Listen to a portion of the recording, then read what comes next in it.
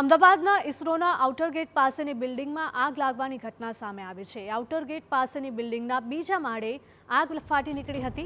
Fire બ્રિગેડની 3 ગાડીઓ ઘટના સ્થળે પહોંચી છે। આ મહત્વના સમાચાર હાલમાં સામે આવી રહ્યા છે અમદાવાદ શહેરમાંથી કે જ્યાં ઇસરોના આઉટર ગેટ પાસેની બિલ્ડિંગમાં આગ લાગી હતી। આઉટર ગેટ પાસેની બિલ્ડિંગના બીજા માળે આગ લાગ્યાનો બનાવ સામે આવી રહ્યો છે। જો કે આગ કયા કારણોસર લાગી છે તે કારણ હજુ સુધી સામે નથી આવી રહ્યું, પરંતુ ફાયર બ્રિગેડની 3 ગાડીઓ તાત્કાલિક ઘટના સ્થળે પહોંચી હતી અને આગ બુઝાવવા માટે પ્રયાસો શરૂ કર્યા। અમદાવાદ ઇસરોના આઉટર ગેટ પાસેની આ ઘટના છે કે જ્યાં બિલ્ડિંગમાં આગ લાગી છે।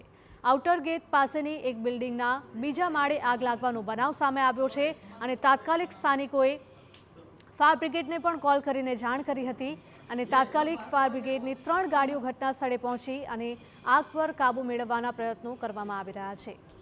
સંવાદદાતા સચિન જોડાયા છે। સચિન, ઇસરોના આઉટર ગેટ પાસેની આ ઘટના છે, આગ લાગવાનું કારણ શું?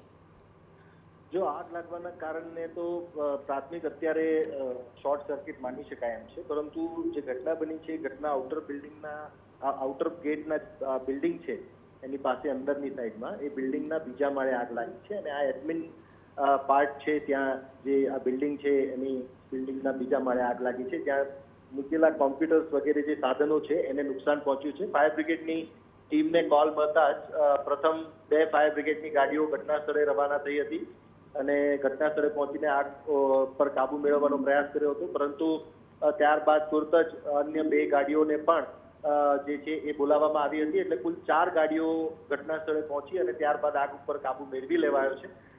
કોઈ જાનહાનિ કે અન્ય કોઈ પ્રકારના માનવીય નુકસાનની કોઈ માહિતી નથી, પરંતુ અત્યારે જે ઘટના બની છે એ ઘટના બાદ આગ પર કાબુ મેળવી લેવામાં આવ્યો છે અને ફાયર બ્રિગેડે સંપૂર્ણ કંટ્રોલ લઈને અત્યારે કુલિંગ પ્રોસેસ શરૂ કરી છે। જી સચિન, માહિતી બદલ આપનો આભાર। અમદાવાદમાં ઇસરોના આઉટર ગેટ પાસેની એક બિલ્ડિંગમાં આગ લાગવાનો બનાવ સામે આવ્યો છે।